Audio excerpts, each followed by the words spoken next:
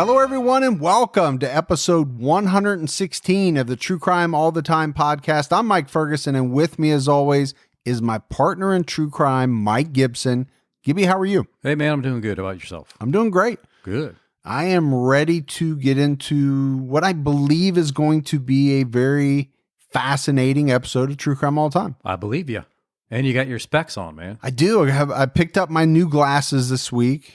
I'm not sure I'm used to them yet. My first pair of glasses I've ever had. Well, welcome to the Four Eyes Club.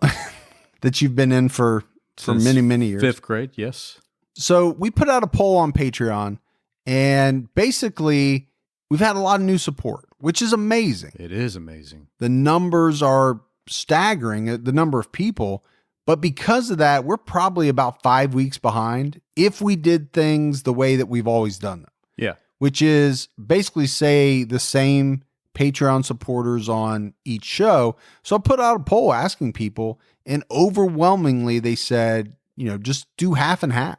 So that's what we're going to do. Which is great. Unsolved's growing anyway. I think finally people are jumping over to Unsolved. Sure. They've got caught up on It is TCAT. growing big time. Now they're jumping over there and hitting the backlog and getting caught up. So we do say all the names on our kind of Patreon mini episode. Right. That way people will know your name is going to be on one or the other. So if you don't hear it here. Yeah, jump over to Unsolved. It'll be on there. So we had Steve Holt. Hey, Steve. Cassandra Rupert jumped out at our highest level. Thank you, Cassandra. Abby Redding. Hey, Abby. Suzanne Flores. Thank you, Susan. She jumped out at our highest level. Suzanne does a good job. So did Timothy Manier. Manier. Yeah. Jules. Hey, Jules. Ari Ansbro. Ari. Hey, Ari. Melissa Kecker. Keka, like kicker, but a keka. That's what I'm going with. I could go a couple different ways there. Susan Gable. Hey, Susan. Michael Cowling. Hey, thanks, Michael. Maria Gibbs. Ooh, Gibbs. Got the Gibbs. That's good. Allie Littman. Hey, Allie. Morgan Mills. Morgan. Nikki Allen. Hey, Nikki. Jared Myler. Jarrett, what's up? Marina Leith. Leith. Stephanie T. Hey, Stephanie. Sarah Winters. Sarah, it's definitely your time of the year right now. Oh, man, you ain't kidding. Andrea Hidalgo. Ooh, a dog. Wendy Holdbrooks. Hey, Wendy. Jason Yeager. Thank you. Jägermeister. Logan Stull. The stall master. Sonia G. Hey, Sonia. Or Sonia, depending on how she G goes. is. I don't know. Like kind of like Mikey G. Could be Gibson for all we know. Be. You never know. Gina Tro. Treyo. I don't know. Treyu. That's another one I could go a couple different ways. You're probably right. Maybe she's just true. Maybe. Catherine Mazer. Hey, Catherine. And then Allie G, who's been a Patreon supporter, jumped up to our highest level. I appreciate that, Allie. So if we go back into the vault, Gibbs, this week we selected Caitlin Tull. Thank you, Caitlin. Not only a longtime supporter, but a very big supporter of the show on Patreon. Plus, she's got that famous dad. Who's that? Jethro. I knew you were going to say that, but I wanted to hear it. Yeah. So we appreciate that, Caitlin, very much. And we appreciate all the new Patreon support. We had PayPal as well. Oh, I like that too. Grace Brunei. Ooh, Brunei. Kim Halamachek. Jennifer Mosier. Hey, Jennifer. Michelle Mesmer. Hey, Mesmer. And Ted Perry. Our buddy Ted. We're going to do this moving forward, split up the Patreon, hopefully make it go a little faster and get people's names out there quicker. Yeah, don't forget, if you're buying your CrimeCon badges, use our promo code CrimeAllTheTime19. Yeah. Then we got Unsolved. It's out right now as well. It's a good one. It's a good one. It's on the disappearance and death of Jennifer Harris. Down in Texas. Y'all. For us, down. For most people in the United States, down. Yeah. Some people over, but... Yeah, shift left, shift right. But it's a fascinating case. It has all the hallmarks of our... unsolved cases, got some twists, turns, has suspects to persons of interest to talk about, all that stuff. You're like it. Make sure you check that out. And speaking of True Crime All the Time Unsolved, next week is a big milestone for us. Yeah, 100 episodes over there. It's the 100th episode of True Crime All the Time Unsolved, and we're going to go all out. And we're doing a very big case, a case that I've wanted to do from the beginning. I knew at some point we were going to tackle it. And I think this is the time and it's the case of the West Memphis 3, the unsolved murders of 3 boys, the conviction of what's known as the West Memphis Three. And I know I'm going to get some emails. Technically, it's not an unsolved case. Right. Or I think it's okay to do an unsolved because I think most people that look at that case think, there's just no way those kids did that. Yeah. So I think if you typically don't listen to Unsolved right now, you're going to want to jump over, and it's probably going to be a multi-episode. Oh, so yeah, you definitely want definitely. to jump over there and listen to it. Definitely. It'll be at least 2, maybe even 3 episodes. It's a lot. There is a lot of information to tell it the way that we like to, with all the detail and to and digest all that. Yes. All right, Gibbs, are you ready to get into this episode of True Crime All Time? Let's do it. So we're talking about Darren Deon Vann. It's lesser known, like some of the ones that we like to do quite often, but Vann's a serial killer. And just because someone is a little less notorious, that's probably a better way to say it, Sure.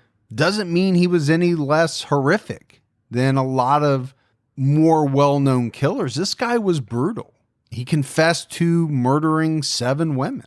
But this is a guy that lived in a bunch of different places over the years. Some of those places we'll talk about. So I think this is another one of those case, Gibbs, where at the end of it, we're all going to be wondering, how many more victims did Vann really have? Sure. Yeah, he could have had some in all those different locations. He really could have. Either that he's not willing to talk about, or police have no information on, or the combination. I do think many people, probably most people, believe that he murdered more than what he has been willing to talk about, maybe many more, over what could be a 20-year period. I think you for sure that you could back that up. We'll talk about it a little bit when we get into the case, but he's made some hints. And I think that's where a lot of people, they look at some things that he's hinted at and say, this guy did more than what he has told us so far. So Darren Vann was born in Indiana, March 21st, 1971.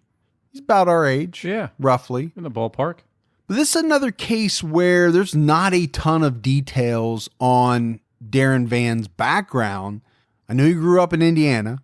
He had at least one brother and one sister, and there were some records that indicated he lived in Ohio. Really? At some point, and actually graduated from high school in Lima, Ohio, which not too far is away. What, just a little bit more than an hour north of us? About an hour 20. Yeah, not too far. So Vann joined the Marine Corps in the early 90s, but he just wasn't cut out for it. And let's face it, Gibbs, the Marines don't put up with a whole lot of bullshit from what I understand. I've never been in the Marines. I did watch A Few Good Men the other night. Did you? Mm-hmm. You get a K-bar. When you joined the Marines? Well, you used to, sure. That's like, that was their knife of choice, right? Weapon of choice. So I watched A Few Good Men. I will say that movie holds up. That's a great scene. Well, there's a couple great scenes in it. Anything with Nicholson in it, the parts where he's giving like the long dialogues. You can't handle the truth. Those are great. The back and forth between him and Tom Cruise. And it's got Demi Moore in it too. Or Demi. Or Demi. However you want to say it. Yeah. But I will say, right, you watch movies like that, that's all I have to judge from. I've never been in the armed services, but we know some Marines.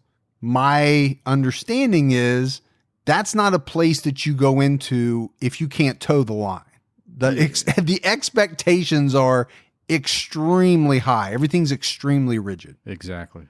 He was in there for less than 2 years and received what was listed as an other than honorable discharge. Okay. Now, I've heard of a dishonorable discharge. This specifically said other than honorable. I don't know if that's a whole different category or if that is just a dishonorable discharge. Sounds like I just thought there was the two. I think maybe that's what it is. I'm sure one of our fellow Marines. Are you in the Marines? No. There's a stiff penalty for impersonating a Marine. Should I take off the fatigues? Yeah. But we'll find out. You're right. No, somebody will let us know. Somebody will sure. emails. Yeah. I couldn't find the exact reason for the discharge, except for one statement that was issued by a spokesperson. And it said, Mr. Vann's premature discharge and rank are indicative of the fact that the character of his service was incongruent with the Marine Corps' expectations and standards. There was a lot of big words in that sentence. That was. Incongruent. I've got a headache just listening to it. But you boil that down, and they're basically saying he couldn't hack it. Couldn't perform. He was doing things that they don't put up with. Here's the minimum that we said you got to do to be with us, and you couldn't do that, so we're letting you go. After he left the Marine Corps, he ended up in Cherry Point, North Carolina. We know that because he was arrested there in 1993. But by 1995, Darren Vann was in Texas, and he married a woman in 95 named Maria Matlock. Ooh, Matlock. Matlock. That was a good series, if you like attorney stuff. But she was almost 30 years his senior. Well, now there you go. So 95, he would have been, 24 years old, Yeah. give or take, Right. which puts her in the 53, 54 range. It's like Sugar Mama. They were together for about 10 years. They separated in 2005, but actually married quite a bit longer. The divorce was not finalized until 2011. When everything comes out, right, about Darren Vann, the media talked to his ex-wife, and she said, I don't get it. This is not the guy that I knew. He never mistreated me. She didn't see anything in him during what was a pretty long time, 10 years, Right. that would have led her to believe, Gibbs, that he was capable of the crimes that we're going to talk about.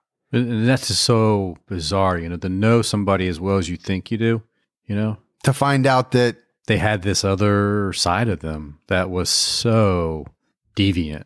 she was really shocked after hearing what he was accused of. She said, this guy didn't drink. He was always friendly. He was a good protector. He was a good provider. Yeah. Always had a job. If for some reason he lost his job, he would get another one pretty quickly. She really had nothing but pretty good, nice things to say about him. Makes you wonder. It does. But I will say that her son tells a much different story about Darren Vann. He said Vann was strange. First of all, he didn't understand the age difference. 30 years. Yeah. When one is 24, the other's, let's say, is 54, you've got to figure that the son was probably around that age or maybe even older than his mother's husband. Yeah, that's true. He could never understand why this guy was going after his mom. He's been quoted as saying, the guy is a nutcase and I'd watch him. Well, these quotes are made after his crimes come to light. So Easier said. they're not a big stretch to say, Yeah. hey, you might want to watch this guy. Yeah, he killed 7 women. But he said, I'd never allow him near my kids or in my home because he just freaked me out. So he's actually talking about a time before he knew really what Darren Vann had done. The other thing that he added was that Vann talked to himself a lot, which he found very odd. But it wasn't just him. A lot of people found this strange that Darren Vann talked to himself what was described as most of the time. Really? He walked around creepy. He was always in deep thought, always, like he had something on his mind, something else on his mind other than where he was. You know what I mean? When you talk, you say hello, he's like, hello, and looks down to the ground. Or if you turn around, he's like talking to himself slowly. I'm like, this really creepy. He's almost talking to himself. I think he thought he was creepy. I think so too. He said it a couple times. Creepy. So Vann was involved in an incident in Gary, Indiana in 2004 that brought him face to face with police. In April of that year, Darren went to the residence of a man who was living with his ex-girlfriend, with Darren's ex-girlfriend. And apparently this guy was in a wheelchair. Vann went there to collect some money. And it wasn't a small sum. It was said to have been $7,000. Good chunk of change. That he believed his ex-girlfriend owed him. Now, I do want to make note of the year, right? So 2004 is when this happened. I just got done saying he was married in 95 and they separated in 2005. Right. So in 2004, he's trying to collect money from his ex-girlfriend. So that might tell you a little bit about how the marriage was going. Right. But even still, his ex-wife didn't badmouth him. No. I still find that very odd. No, she did not. So he's at this house. So Vann's walking up to this guy's house, the boyfriend, and he's carrying a red gasoline can when the two encounter each other. And the boyfriend apparently said to Vann, why do you want to burn my family, innocent people, over a woman? Because I think he kind of has a clue here what he's doing with this can of gasoline, and it's not going to be good. Vann allegedly replied back, give me the $7,000 and I'll leave and you can have her. He also told the boyfriend that he had some dynamite and he'd blow them all up if he didn't get his $7,000. He'll ignite it and blow them up. He's either going to set somebody on fire or he's going to light some dynamite. Either way, it's not going to be a good situation. And it started to escalate very quickly. Vann managed to get his ex-girlfriend out of the house. He grabbed her, pulled her out. By this point, the police are on their way. But what he did next, Gibbs, was it's almost unbelievable. He took the gasoline, poured it on himself, poured it on his ex-girlfriend. Right. And he's walking around holding her with a lighter, threatening to light both of them on fire. Now, I got to take a step back. This was a listener submitted topic, right? Darren Vann. When I got the email, I looked into him a little bit and I decided that, we need to do him because it was a very interesting story. Well, it just so happens that the listener that submitted the story was also a Gary, Indiana police officer. Which is cool. Yeah, very cool. And he agreed to do a quick interview with me because he was called to the scene of this 2004 incident and had an encounter with Darren Vann. At the time this happened, I was a Gary police officer. I was a young Gary police officer. I had only been on the road by myself, as in not riding with another officer, a training officer, for 6 to 8 months at the time. So I'm still learning the job. I know 6 to 8 months in another job, that might be enough to get comfortable and even consider yourself, a veteran at what you do. But being a police officer isn't like that, especially in a place like Gary. So I'm working afternoon shift at the time. I was on straight afternoon, so I know it was afternoon shift. And call comes out over dispatch about a domestic disturbance. And at first, it's just a domestic disturbance, which is a fairly common call. The units who were sent there respond. And a couple minutes later, we get another call about the same address. And this has escalated from just a male and female arguing to this male subject is now trying to force entry into the home where his ex-girlfriend is.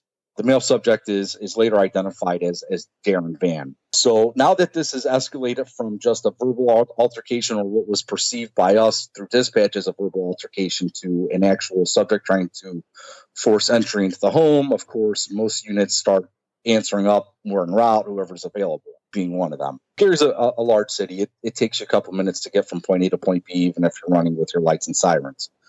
So as I'm responding to the call, it now comes out the subject has forced entry into the home. Darren Vann has forced entry into the home, now is holding his girlfriend hostage, pulled her out of the home, and he's got a gas can with him. And so units start getting on scene with him, and he's walking her on the sidewalk down through the streets of Gary. And actually, this is literally only a couple of blocks away from the PD, as a matter of fact, Gary Police Department. As he's walking her, he starts pouring gasoline from the gas can all over himself and her, and he's got a lighter in his hand, and he's threatening to light her on fire.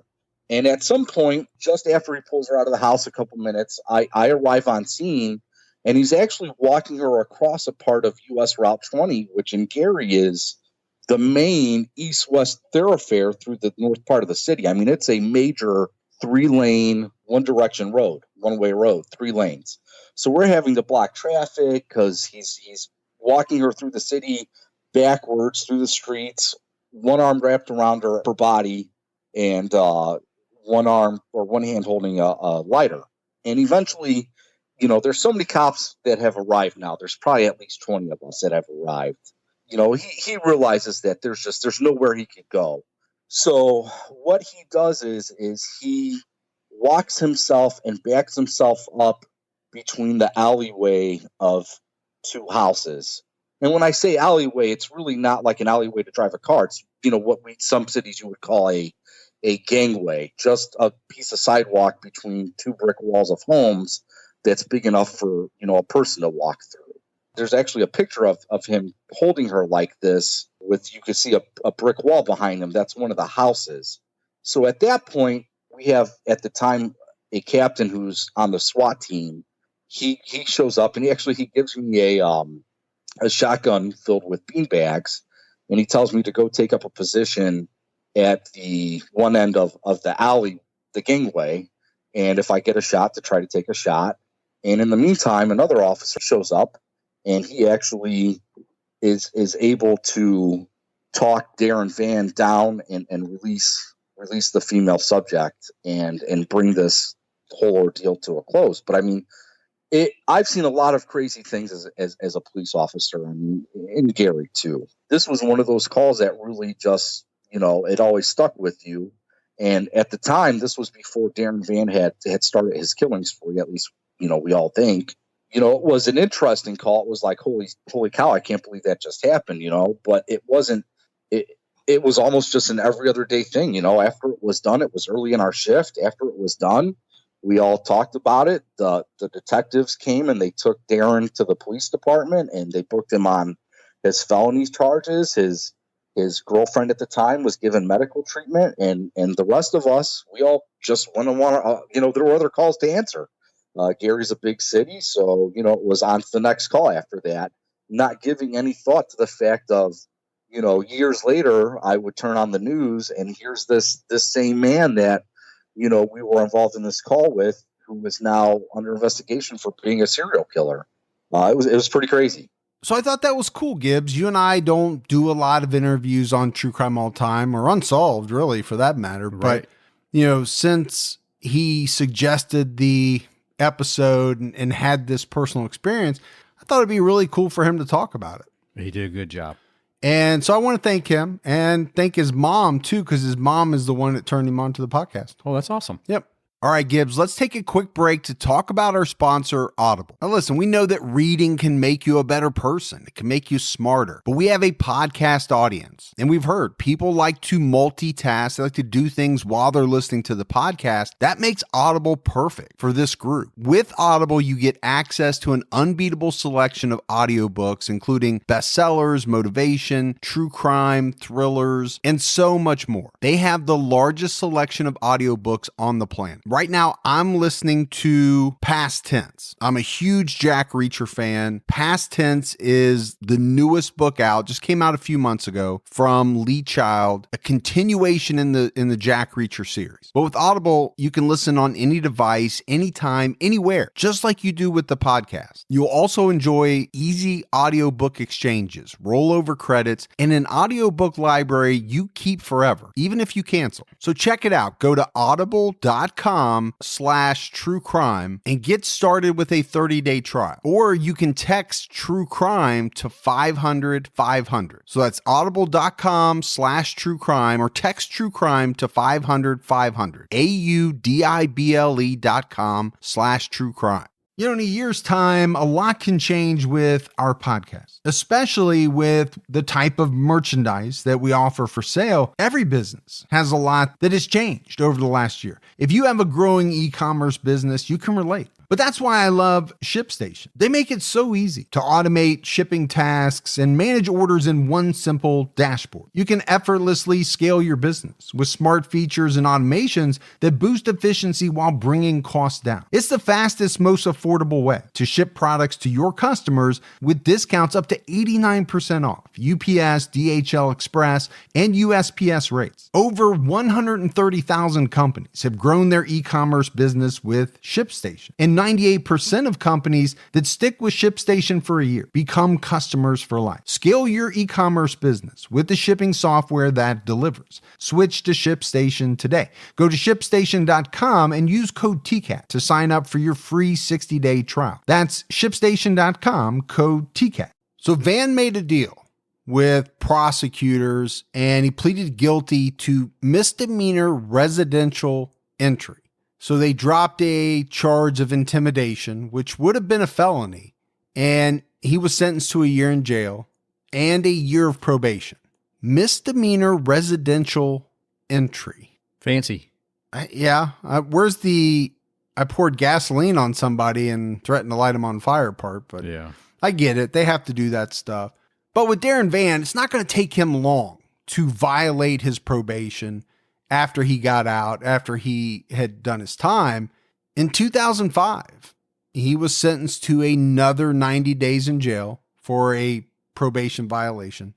Then you get to 2007. And in 2007, Vann sexually assaulted a 25-year-old woman in Austin, Texas.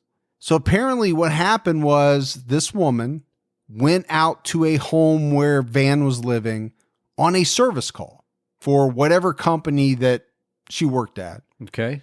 When she got there, Darren Vann brutally attacked this woman, beat her severely, and forced her to perform oral sex on him. The woman got away from Darren and she went to police. But there's no doubt about what happened to her. She had red marks all over her neck where he had attempted to strangle her. She told police that at one point during the incident, Vann said to her, "I could easily kill you." And he meant it. Oh, he meant it. Yeah. He meant it for sure. So it took a while, but he finally got convicted of this sexual assault in 2009, was sentenced to 5 years in prison. So this guy's no stranger to jail, to the law, to breaking the law, Right. to prison. But he did his time. He was released in 2013. But the other thing that happened was in Texas, he was classified as a sex offender and forced to register, which he should have been. Sure. He committed a very violent sexual crime. Needed to be on it for sure. But the strange thing to me was in their evaluation, the state of Texas deemed Darren Vann as what they called a low risk for violence. And this is a part I didn't understand. I mean, it really kind of seemed ridiculous to me, given what he did to this 25-year-old woman. Now, he might have been a model prisoner. I don't know. I don't think it even matters, though. I don't think If it you know does the either. history. It's I don't see how you can call him a low risk for future violence after what he did to this woman. Now, he served his time. He paid his price, if you want to call it that, Sure. for doing what he did. But after getting out, I think Vann thought, you know what? Texas is not the place for me. Things have not gone well for me in Texas. I'm going to move back to Indiana. He had grown up there. He had some family there. So he did. He moved back to Indiana and he moved in with his sister in Gary. But one thing I do want to talk about, it appears to me that the system worked as it should have, right? Aside from this weird, strange classification that I talked about of him being a low risk for violence, he notified the Texas authorities that he was moving to Indiana, and they in turn reached out to their counterparts in that state to let them know. And he actually did register as a sex offender in the state of Indiana. And there's evidence that the police made their checks to the different addresses that he listed, and they confirmed that he lived there. So they were checking up on him. But even so, over a period of about 15 months, Darren Vann murdered 7 women after moving to Indiana. But through it all, he kept complying with the sex offender registration requirements. In fact, it was noted that he checked in with authorities just a month before he was captured, and all of these shocking crimes that he committed would come to light. So I wanted to point that out because I think in other episodes, Gibbs, we have talked about where people didn't comply, or they complied, but the state didn't do the checks that they were supposed to. Yeah, we talked about that. I don't think that happened here. But even still, it can't stop everything, right? There's no way It's impossible. to check on someone once a month or whatever the frequency is. There's no way that you can know exactly what they're doing at all times. And it was on October 17th, 2014, police were called to a grisly scene at a Motel 6 in Hammond, Indiana. They found 19-year-old Africa Hardy naked in the bathtub with the shower still running. They saw that she had red marks on her neck, which indicated that she had been strangled. One of her fingernails was broken. They found a shirt button as well as a condom wrapper on the floor of the motel room. And they knew there'd been a struggle in that room. You could tell just from the way that the beds were. I guess they were just a mess, pulled away from the headboards. You know, everything was... Definitely some scuffling going Oh, on. yeah. They had a fight in that room. So it came out that Africa Hardy was dabbling in escort work, Escort services. escort service, Yeah. along with another woman. They were advertising on a website called Backpages.com. And this was actually Chicago Backpages. I think this was, I don't know if this is still around, but I think this is one of those like Craigslist where they have a different one for every city. Oh, I gotcha. Okay. So it was the way that the research made it sound was like it specifically was Chicago Backpages, okay. but I don't think it was limited to Chicago. And not limited to escorts. Oh, no, I don't think it was just It was for, just like classified ads, basically. well, I don't know. I don't know what Backpages.com was. I What'd don't you- think it was just escorts. What did you use? It wasn't Backpages. Yeah.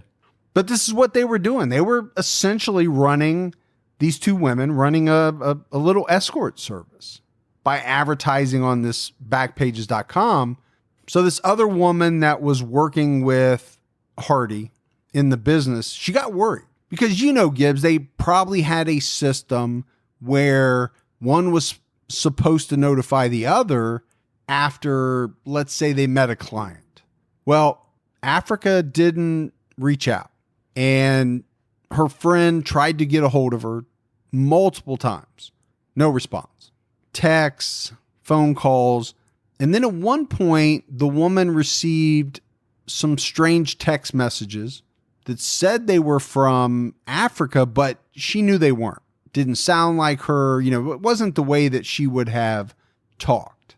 So she got really worried, and she called up a friend, and they went to the Motel 6, and they were actually the ones that first discovered Africa's body. They called in the police, but it really didn't take the authorities long to zero in on Darren Vann.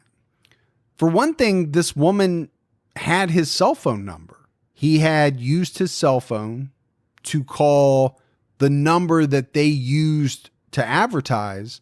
Wasn't that hard for her to go back and figure out who called.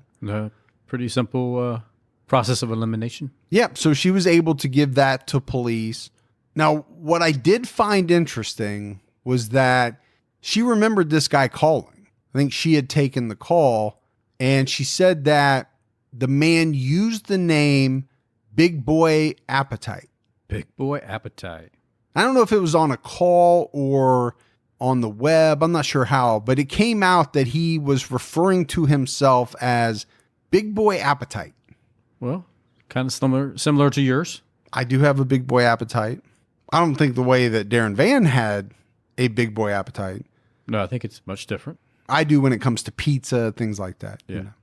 So police trace the number to Vann. It's very simple process, really, right? Once they have that information, they also obtain the security camera footage from the motel. Always helpful. Always helpful. And it showed Darren Vann. It showed his car. So the very next day, so this happened on a Friday night. The very next day on Saturday, they arrest Darren Vann in Gary, Indiana.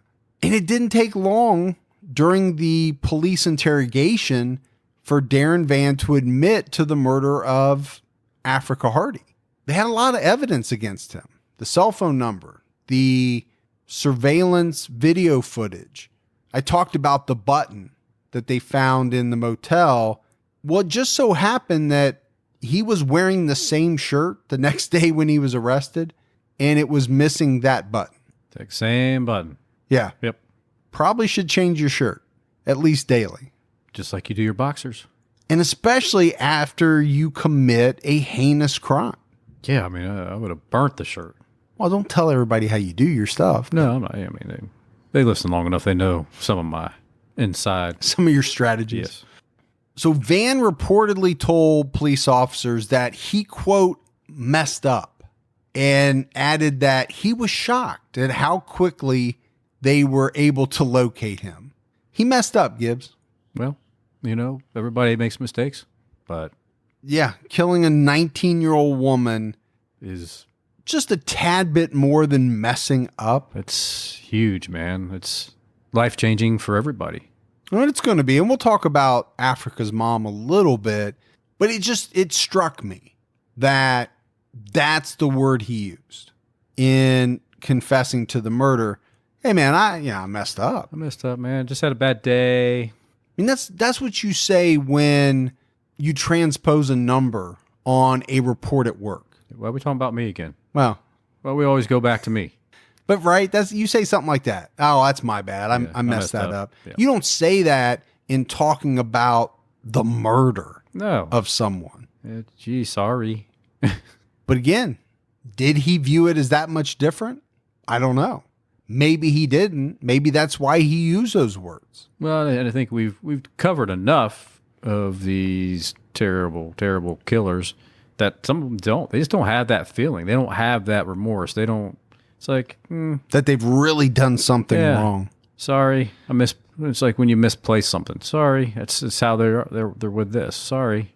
So Vann told police that he responded to an ad on Chicago Backpages to meet someone named Octavia for sex.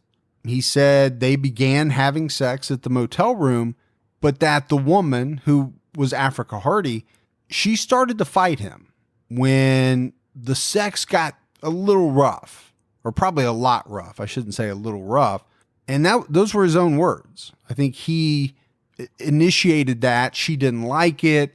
She started to fight him, and he strangled her, first with his hands, and then with a brown extension cord that he brought with him.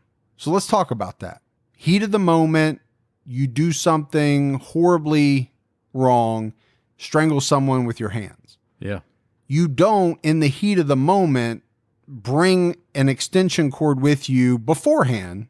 Pull it out of your back pocket. Let me get my Let me get my extension cord. traveling extension cord. I mean, you don't bring an extension cord unless you're planning on doing something bad. I mean, if you're a killer, right? If you're a handyman, okay, you're going to plug your drill in, but this is not what the situation is with Darren Vann. He's going to meet a woman for sex at a motel room. What's he need the extension cord for? Kind of games is Don't answer that. But he doesn't, right? The point is, he brought it for one thing and one thing only. He knew that he was going to strangle someone. yeah. Because it wasn't just the extension cord. He also brought some things along to help him clean up. Oh, cleaning kit, huh? Yeah. Okay. So no doubt this was thought about beforehand. He was on a mission. It didn't just get out of hand. After Africa Hardy was dead, Vann put her body in the bathtub, turned on the water, and he left. But what's amazing about this interrogation was that that's not all that he admitted to. He told police he had murdered 6 other women since moving back to the Gary, Indiana area. Wow. And I kind of mentioned it a little bit earlier. He didn't stop there. He also hinted at other possible murders dating back to the 1994-1995 timeframe.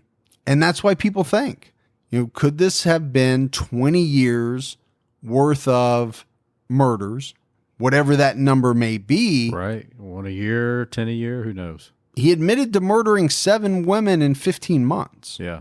That's a victim once every 2 months. Yep. I mean, you extrapolate that out over 20 years. 20 years, the number could be pretty high. But the thing is, he never admits to it. He doesn't come out and give names.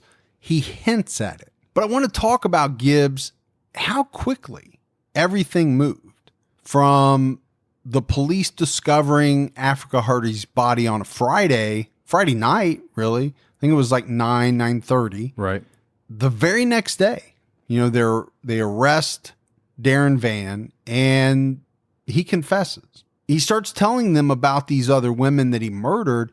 He basically leads them to another body that very night. Saturday night, they find the body of 35-year-old Anith Jones. And then the next day on Sunday, he leads authorities to the bodies of the other 5 women.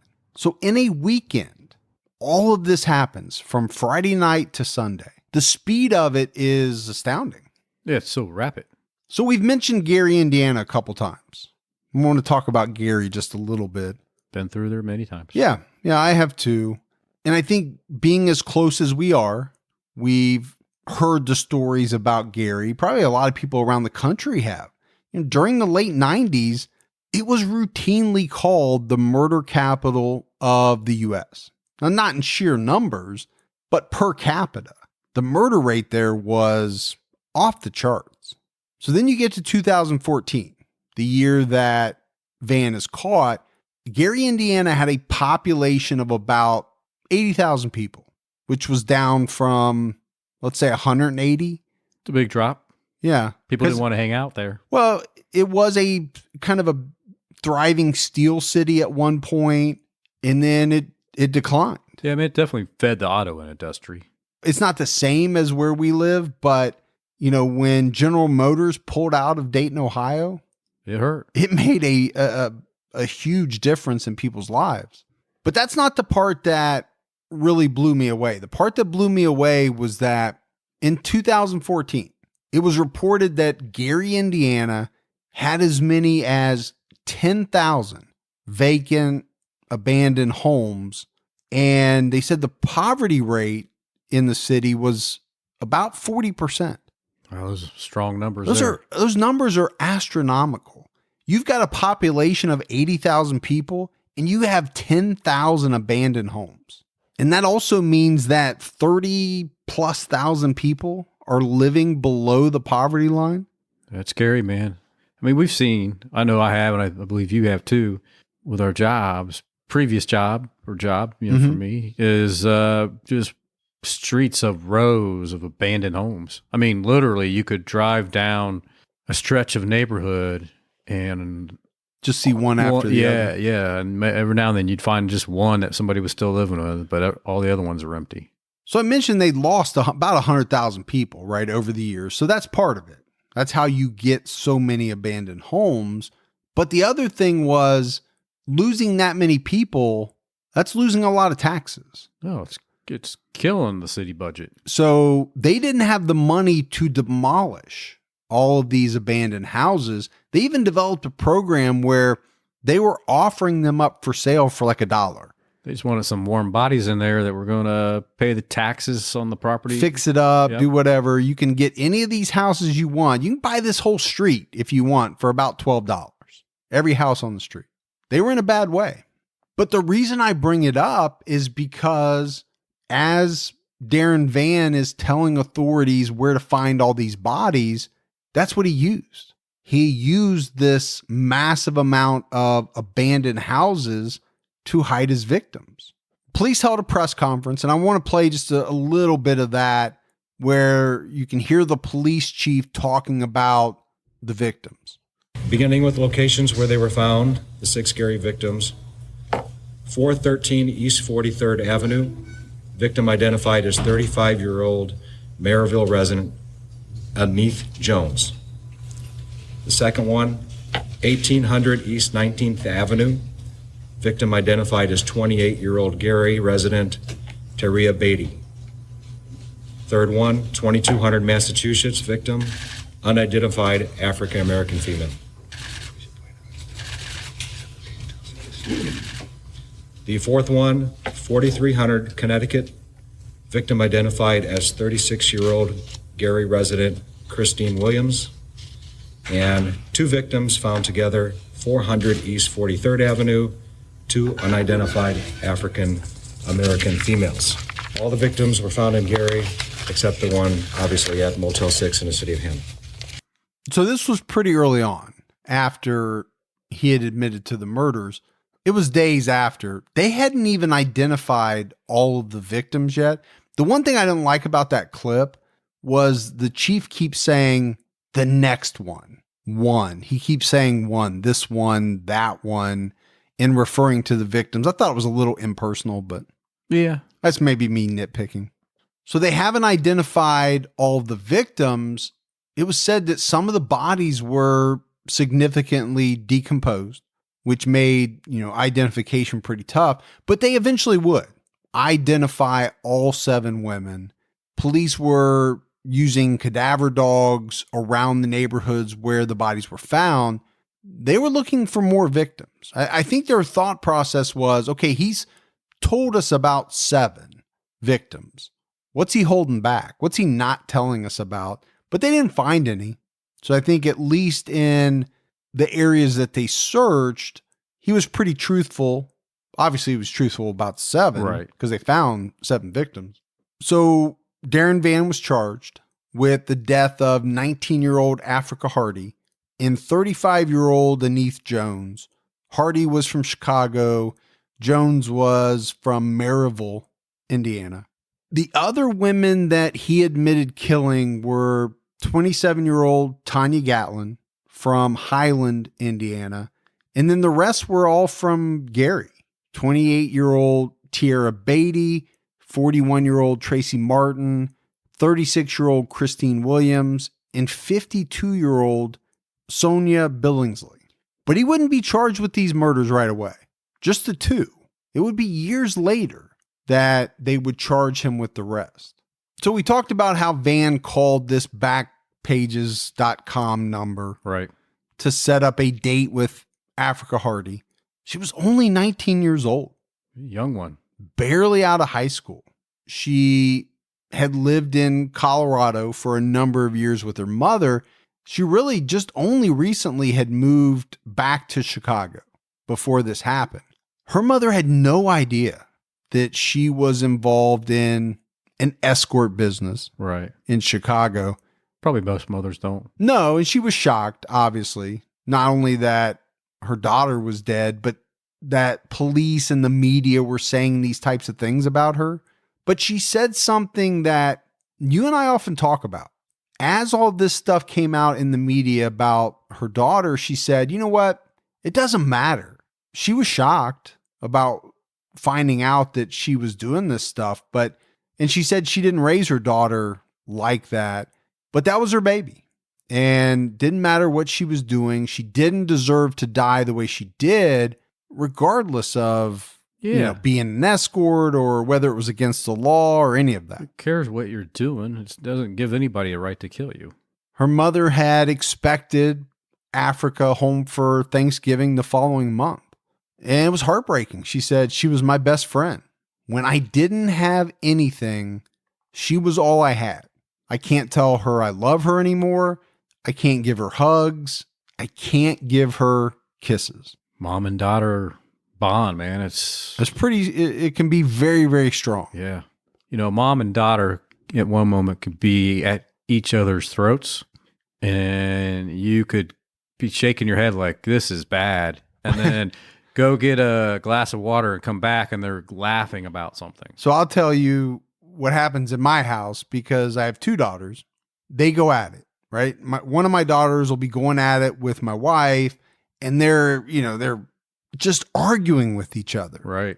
But the minute I step in, if I even try to take a side, immediately they gang up on me. Oh, yeah. And it's like they're instantly connected in their hatred for me because I'm trying to step in and stop this. Been there, done that. I walk away like, I used to be like, damn, but now I walk away like, yeah, you guys both can thank me. I took the heat off. You guys are all good because of me, But it goes to your point. It can change, in an instant. Oh. It can be an all-out verbal war to the next thing is you can't separate them.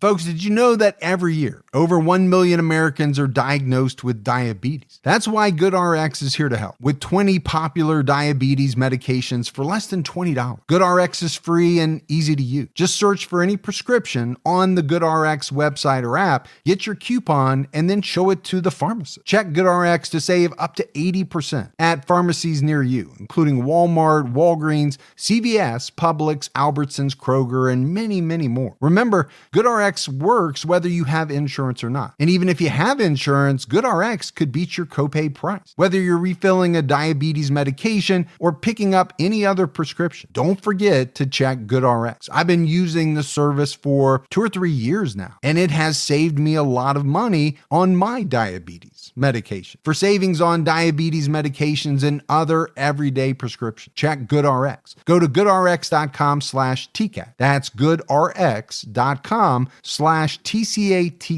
If you've ever worried about the safety of your home and family, there's no better time to act. Right now, you can get 60% off a new SimpliSafe security system, their best deal of the year. SimpliSafe is the home security I trust. I've been using it for over 6 years now, and I love the peace of mind it brings, knowing my home is protected 24/7. Our listeners can get 60% off today just by visiting simplisafe.com/TCAT. And there are a myriad of reasons why I love SimpliSafe. I love the fact that I can do it all myself and really customize my system the way I want to. I just have full peace of mind. And now SimpliSafe's Active Guard outdoor protection changes the game by preventing crime before it even happens. If someone's lurking around or acting suspiciously, their agents can see them in real time, talk to them directly, set off your spotlights, even call the police before they've had a chance to break in. Plus, there's no long-term contracts, no cancellation fees, and it's around $1 a day for all of this protection. SimpliSafe is offering our listeners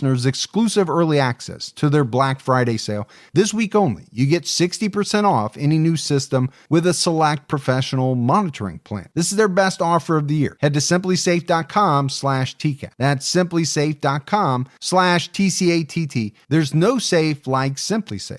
Vann told police that a friend of his offered him $300 in cash and some 8 balls of crack to get rid of Anith Jones. What amounts to maybe Under $500 worth of money and drugs.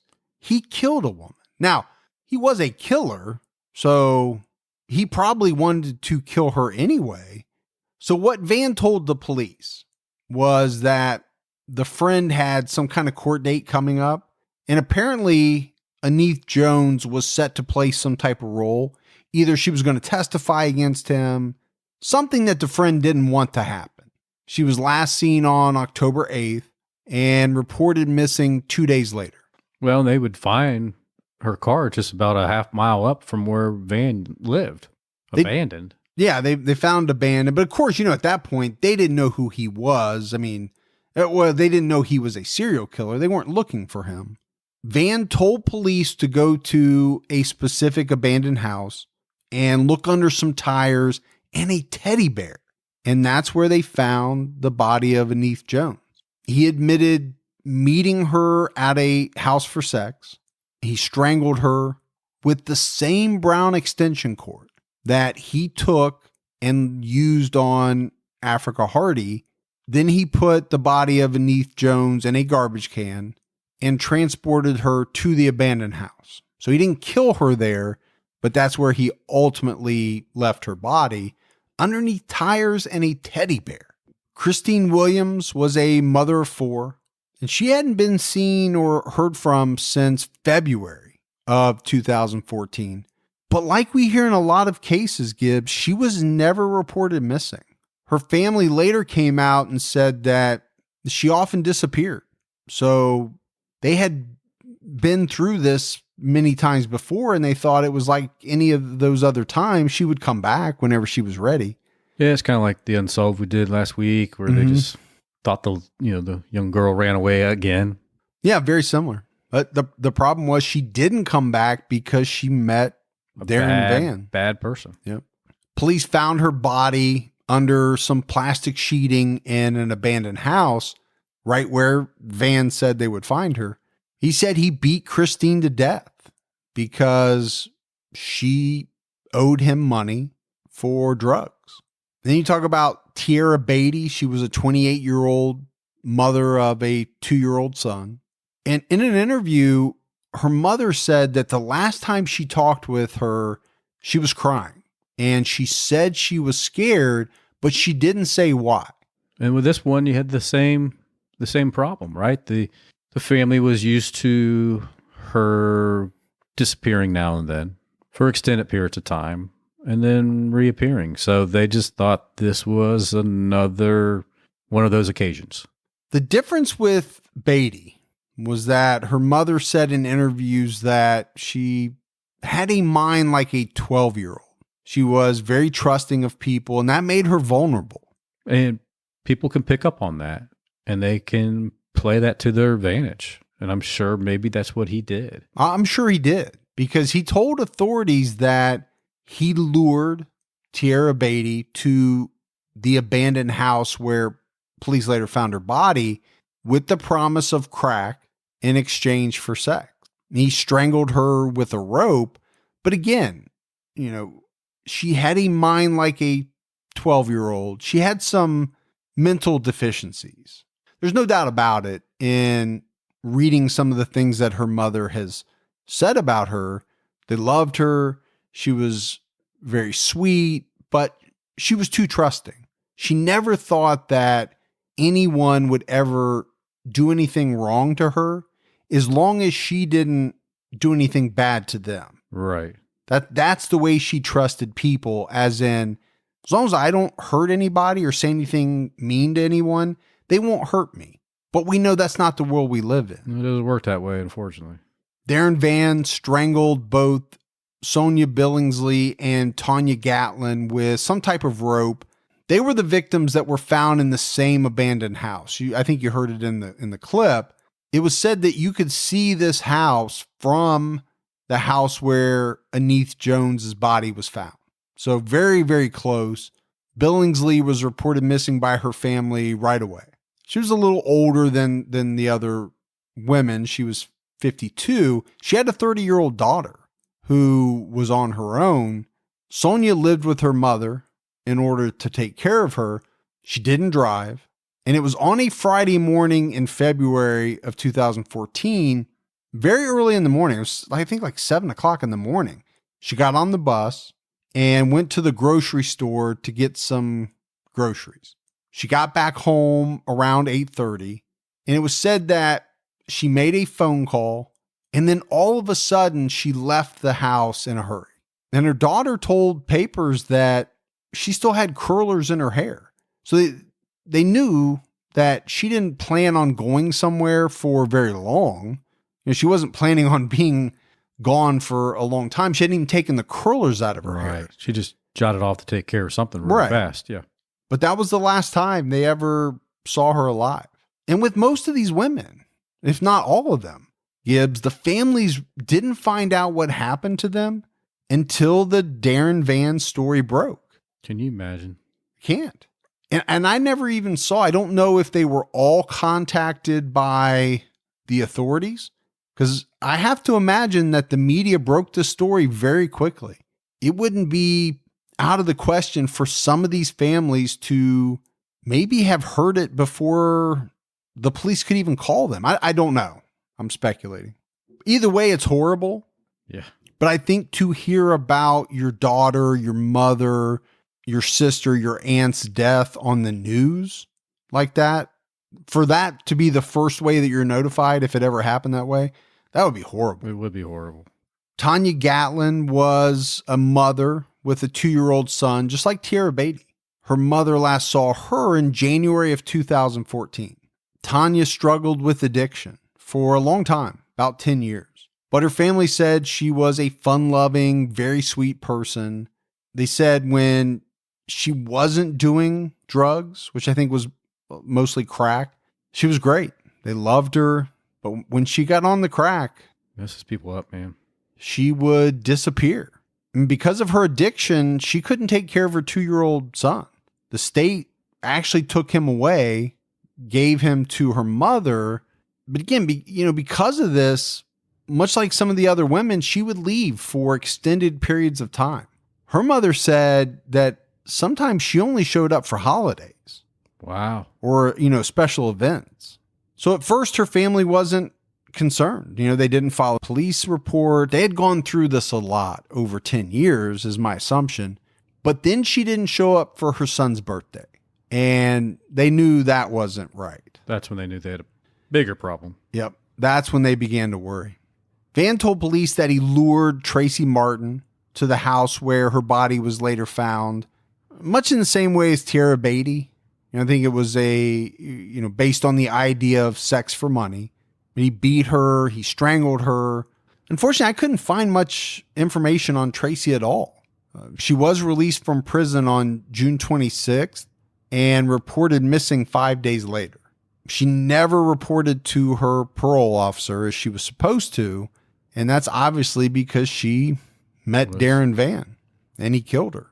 So Vann goes to his very first court appearance, and for some reason, he refused to talk to the judge at all. Wouldn't answer any of her questions and got held in contempt of court. It was bizarre, Carol. The magistrate came in. The Lake County prosecutor himself was in the courtroom. Then the defendant, Darren Vann, came in and said, "Will you tell the whole truth, nothing but the truth?" And he didn't respond. And the magistrate asked him again, and he didn't respond. And she asked a third time, and he didn't respond. Then she warned him that if he does not respond and speak in this initial hearing, that he will remain in jail forever. Those are the words that he used. She said, "We'll try this again in a week. He'll come back in a week here, do the same thing again." What is a big legal question that we have, and we're reaching out to our legal analyst to find out, is he could face the death penalty here in the state of Indiana if he is convicted of these murders. So is this a way that he could actually legally, never be put on death row? If he doesn't say anything, Carol, in this initial hearing, he will stay in jail forever. So it was absolutely bizarre. So at first I wasn't going to play that much of the clip, but then I really started to think about what the reporter was saying. Right. And I thought, now I'm going to leave, a little bit more in so that you and I can talk about it. This is his very first court appearance. He's not going to go to trial for a number of years, but Indiana has the death penalty. The judge says, you know what? Until you answer me, we can't move forward. You're just going to stay in jail on this contempt of court charge. So I thought the question was very interesting. I never found the answer, unfortunately, but I'm sure somebody out there probably knows. What would happen? Could you literally stay in jail for the rest of your life on a contempt of court charge? Wow. And never make it to Your trial? a trial where you could technically be given the death penalty? I just thought it was fascinating. I guess it's not that big a deal when you're going to sit in jail regardless, whether it's for contempt of court or because you're awaiting a murder trial. Right. It's no big deal to him. What does he care? No. It was more about is that really a legal strategy? Would it ever work? My assumption is no. Eventually the judge is going to have to say, you know what? We're just going to have to move forward. You won't talk. You won't talk. You're going to have to go before a jury of your peers at some point and be sent to big boy prison. Right. Exactly. You can't stay in jail I wouldn't think for the rest of your life. Nope. Justice system. I mean, you have to go through the proper. Right. Yeah. I just thought it was very interesting. But he does come back in a week, and this time very different. He answered the judge's questions, was said to have been very polite. Yes, ma'am, no, ma'am, in talking to the judge, and he entered a plea of not guilty. Now, he might have been polite in that second appearance, but by all indications, Darren Vann was not a great inmate while sitting in the Lake County jail awaiting his trial. So one day, as officers were passing out the food trays, they have that little slot in the door. Yes. Slot comes down, the Know it. tray goes in, the slot gets closed. Well, when the officer opened the slot to Darren Vann's cell to put his tray of food in, Darren grabbed the door, the slot door, The trap door, yeah. and he wouldn't let it go. Hmm. So he got the food, but he's holding on to this door, and the guard wants to close it, and he can't. Right. So another guard comes over. They're wrestling with Vann in this door, trying to get it shut. Meanwhile, Darren Vann's got a big old container of his own piss and shit, Oh, yeah. and he throws it through the door on these guys. Little piss shit cocktail. That's not right, man. No, it's not These right, guys are but just trying to do their job. It happens all the time. I'm sure it unfortunately, does. in that arena.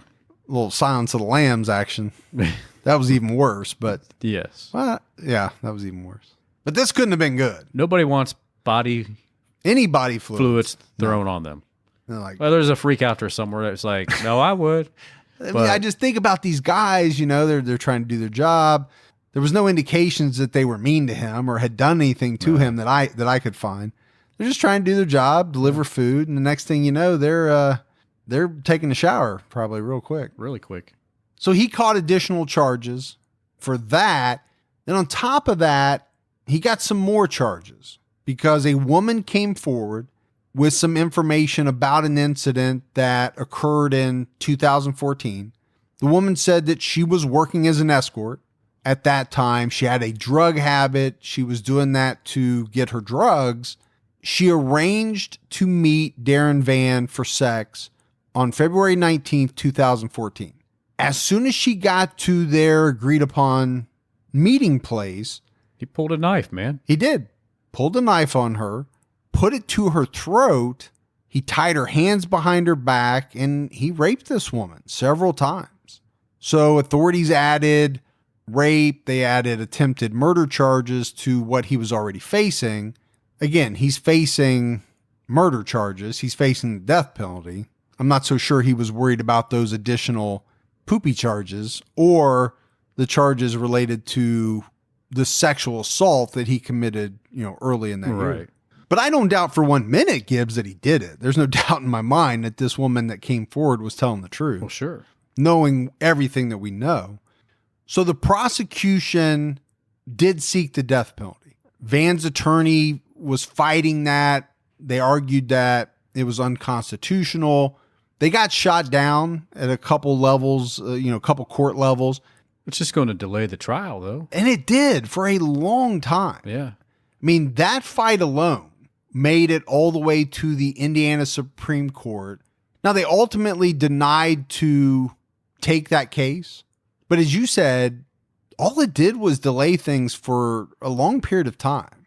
Another thing that delayed his trial was the fact that the prosecution wanted to try him for the 2 murders Right. that he was charged with Okay. together. Just one trial. One trial. Yeah. His defense attorney wanted it broken up into separate trials. So I just want to spend a little bit of time talking about the timeline. Right? Arrested in 2014, committed, I think, the majority of the murders in 2014. His original trial date was sometime around the middle of 2015. But all these things, the death penalty is unconstitutional, we want separate trials, Many delays. many delays. This thing went all the way to 2018. He's getting ready to go to trial. And as it started to get closer, the two sides started talking about a plea deal. And they worked one out. And it was that Darren Vann would plead guilty to all 7 murders because at some point around 2016, they charged him with the other 5. Maybe they started to get mad because everything was taking so long. I don't know why they didn't charge him with all 5 in the beginning, but it's probably similar to what you and I talk about sometimes where the case was better against the 2 and Right. they were going to get the death penalty anyway, so what did it matter? So they'll take the best ones up they can. But eventually, a couple years down the road, they do charge him with all 7. So he's to plead guilty to all 7. And in exchange, they would remove the death penalty. And instead of death, he would get life without parole for all 7 murders. He'd get 7 life sentences without parole. But what's interesting to me about this is they talked to all 7 families about this. They, explained the situation in detail. They talked about what could go wrong. Even if they were to get the conviction, which they most likely would have, especially given the fact that it's a death penalty case, there is always the chance, and prosecutors explain this to the family, that something could get overturned on appeal, a technicality, whatever it was. But the families weighed everything and they unanimously agreed with the plea deal. And one family member came out and said Gibbs' death was too good for him. They wanted him to wake up every day in prison and have to think about what he did to their loved one. It's not a bad suggestion, I mean, let that person sit in his 5 by whatever cell with no enjoyments of life. He'd get his 1 hour out in the yard every day, and that's it. Let him be just miserable for the rest of his life and dwell on all the bad stuff that he did. How many of them you think really do that? I think maybe they go through a period of time that they might do that, but I think eventually they don't. I don't know how long they dwell on it, but I think. Well, I think a lot of them dwell on it. My question is, I guess what we mean by the word dwell. Well, you're right, because I think some people dwell on it. They're in thinking a good about it and getting enjoyment out of it. Right? They're reminiscing. Yeah. They are kind of reveling in what they've done. I don't know how many of these really horrible serial killers sit around and think, man, I wish I hadn't have done that. Yeah. I feel bad about that. Sorry what I did to them and the family. We know a lot of them don't even have the capability to care. To empathize or to say, I feel bad about that. They're emotionalists, man. But I think at that point, it had dragged on for 4 years. I think the family was ready to get it over with. They want closure for sure. They wanted this guy to be sentenced. They wanted him to just go away, be done. Until then, you're reliving what happened. You can't heal yourself. Right. Well, and on top of that, they probably didn't want the drawn out trial because it was just going to add more of that. Sure. Right. Why Details. Go through the agony of hearing it again and again, and let's just move forward. If you're okay with life in prison without the possibility of parole, and it means that you don't have to sit in the courtroom and listen to the details of what happened to your daughter, I can't say I wouldn't opt for that too in a certain situation. Or this would be a good candidate for the death wish, like in the movie. Oh, where Charles Bronson takes care of it for you? He just does it. Oh, I'm all for that. Yeah. We're 100% sure he did it. Yep. Okay. That's my problem. 10 years ago, I feel like I was more certain about the death penalty.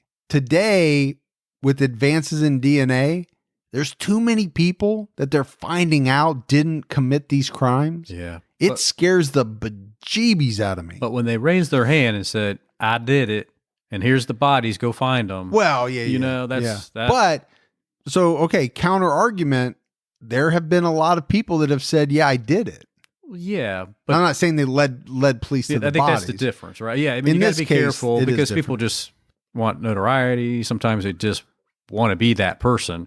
But if they can actually lead you to locations where the bodies are, then that's pretty... Or things that nobody but the killer would know. Exactly. Sure. That's it. That's the case of Darren Vann. I found it interesting on a number of levels. Number one, there was some information out there about the victims. A lot of times we don't get that. Right. In the research can be tough in some of these cases where there's a lot of information about some of these well-known killers. Very little information about the victims. In this case, there was actually some out there about the victims. They were mothers, they had children, things like that. Very little about his background, though. And you and I like to dig into background, lately there's been some cases where it's just not there. So it's kind of hard to, for sure, say there was something in his childhood that may have caused him down the road. Maybe the guy's just evil. Yeah, there's a lot of that going around now. You know? I just think there are some people that are evil, right? Definitely. We've talked about a handful of them and more. And then the second reason was just because, it was a listener suggestion and that listener had a connection with the serial killer. You and I get those a lot, but we usually get them after the episode is already aired. Not very often do we get it before so that we could actually talk to someone and hear. And the fact that this guy was a police officer and encountered Vann, I just thought that was fascinating. Yeah, I loved it, man. I thought it was cool. All right, we got some voicemails. You want to check those out? Let's check it out. Hey, Mike and Gibby. I really enjoy your program. Your podcast is great. I'm a big fan. I've listened to most of the episodes and look forward to more. Thanks for turning me on to that television, the Netflix production, Mindhunters. The cars alone are worth watching it, but the content is good, and it does help to listen to your podcast to follow along with some of these stories from the 70s, especially. That's when I grew up, and again, good work. I can't believe I'm calling your voicemail. Bye. But you did. You did call it. I can't believe he's calling it either, Giz. But Yeah. he's right on the money. Number one, Mindhunters is amazing. If you haven't watched it, Good stuff. they're not paying us to say that. It's a great show. It is good. But I got my guest appearance on the second episode. the second episode of the second season. Okay, I'm on 2-2. you're 2.2. Yeah. But he touched on the cars. I never really thought about it, but I do like that. When you have these series that are made today and they're set in the 50s, 60s, 70s, even 80s, 90s now, they got to go out and find those cars and the way they dress, and it's all pretty cool. Cool cars back then. I was watching Bullet the other day with my son, man. Was Steve McQueen? Yeah. It was a great car chase, man. Those cars in there are unbelievable. Now, those were actually the cars back then. Yeah. But I'm just to see those cars and how badass they were. Right. Yeah. His was a Mustang, right? Yeah. You know what he drove? Oh, yeah. Like a fastback It was. or something? Yeah. Yeah. Cool move. Steve McQueen was cool. He was a cool guy. That coolness led him to die, but All the good ones do, right? die young. Die young. So that's what they say. Hey, Mike and Gibby, this is Megan Rosario. I'm calling in from Painesville, Ohio. It's my second voicemail I've left for you guys. I just got done listening to the Skylar Neese podcast that you guys just put out. I loved it. I've heard of the case, listened to a few podcasts about it in the past. I love the way you guys covered it. I just want to know your thoughts. If you knew that your kid had a diary or journal of something that they wrote in daily, would you sneak a peek at it every now and then? All right. Well, I'm always Team Mike and Gibby. Keep up the good work, guys, and keep your own time cooking. So it's actually a really good question. To the point, his daughters are upstairs and we're reading them right now. Yeah. No. So I do try to respect my daughter's privacy, but I think as a parent, that only extends so far for me. Whether it's text messages or Snapchat or Facebook or Instagram, whatever it is. Well, you're not their best friend. You're No. the parent always first. Right. If I had a thought that something was wrong and I needed to do it, I think I would do it. Yeah. If the suspicion's heavy enough. Yeah. I don't have that thought, and I don't know that they have diaries anyway, but I don't know. It's a tough one because you're trying to balance that line between, personal privacy, but I think that ends at a point. And I've never read your diary. You shouldn't. You really try to shouldn't. read my journal, but I never read your diary. You shouldn't. You couldn't anyway because it's a cipher. It's You don't encrypted. have the key. Yep. Yeah. Mine's open. It's just an open journal. Nobody can make sense of it anyway. Well, that's it. You got to be able to read and understand my jargon. Looks like that guy from Kevin Spacey's character in Seven, or Joseph Naso's writing, maybe. Ooh, there you go. Hi, Mike and Gibby. My name is Cindy. I'm from Salt Lake City, Utah. I just wanted to let you guys know that I love your show, and I think you guys are doing a really great job, and I will suggest it to anyone that needs to know a good true crime podcast. You guys crack me up. You're awesome. I love you. Thank you so much for everything that you do. I wish you the best, and I will keep listening. Thank you. Bye-bye. All right, Cindy, we appreciate that. Yeah, Cindy, thank you for that. Good morning, Fergie and Gibby. This is Candace coming out of Atlanta. I just want to say I love you guys' podcast. It keeps me entertained all day while I'm at work. I work for a big soda company. I'm a vendor for them, and I listen to you guys while I'm pulling big old pallets of water in 2-liter sodas all day. But once again, I love the podcast. You guys just keep it going. Keep doing what you're doing. I love you guys' chemistry. I am team true crime all the time, all day. No Team Gibby, no Team Fergie. I love the both of you guys. Keep doing what you're doing. And once again, stay safe and keep your own time ticking. ATL in the house. Yep. So what soda company you think she works for between the two big ones? Well, be the one that's kind of headquarters in that Atlanta. I was gonna say use your detective skills, but you're way ahead of me. I know it. If I had to put money on it, I would bet it was Coke. I would think so. But you never know. She's in there helping them bottle them up. Now, I will say her voicemail was a lot longer. She actually had some pretty interesting things to point out about the Stephen McDaniels case, but it was so long ago that, because I think she might be a little further behind. Yeah. Some things about the hair and other things, but it was too long, so I had to cut it. But we appreciate the voicemails, and we appreciate everyone listening and telling their friends, all that stuff. We need you. Keep it up. So we had mailbag. Oh, yeah. Well, I thought we had mailbag. Yeah. Here we go. I opened up some mail. Yep. It was from our good friend, Freya Buchanan. Thank you, Freya. Over in Holland. Yeah. And she sent a magnet. Okay. From Amsterdam. It's really cool. It's like the red light district. That'd be really expensive because the shipping alone is, cost 4 times what the magnet did. But it's like the red light district. It's cool. The little windows, apartments. It's really neat. But then I opened up the card and it was addressed to Morph and I. Yeah. Oh. On criminology. I'm out. So I'll come back when you're done with this. But I thought, I know she listens to true crime all the time. She's a big fan, and we don't really give that type. We don't say that stuff on criminology. So I just said I'd say it here. That's cool. And it is a cool magnet. It is very cool, and we appreciate it. Thank you. All right, that is it, Gibbs. That's it. That's it for the episode on Darren Vann. That's it for another episode of True Crime All the Time. So from Mike and Gibby, stay safe and keep your own time ticking.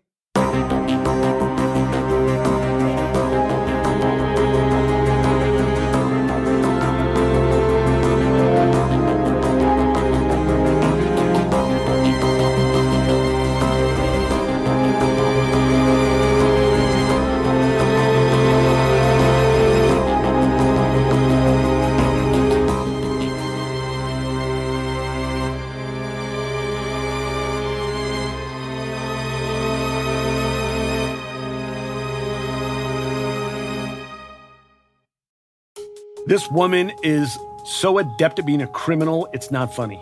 I've never seen a shit show quite like the story of Sarah King. She conned people out of $10 million. But infamy comes with a price. If we don't have our money by tomorrow morning, you will be gutted like a fish in Newport Harbor. Lady Mafia, available now on The Binge. Search for Lady Mafia wherever you get your podcast to start listening today.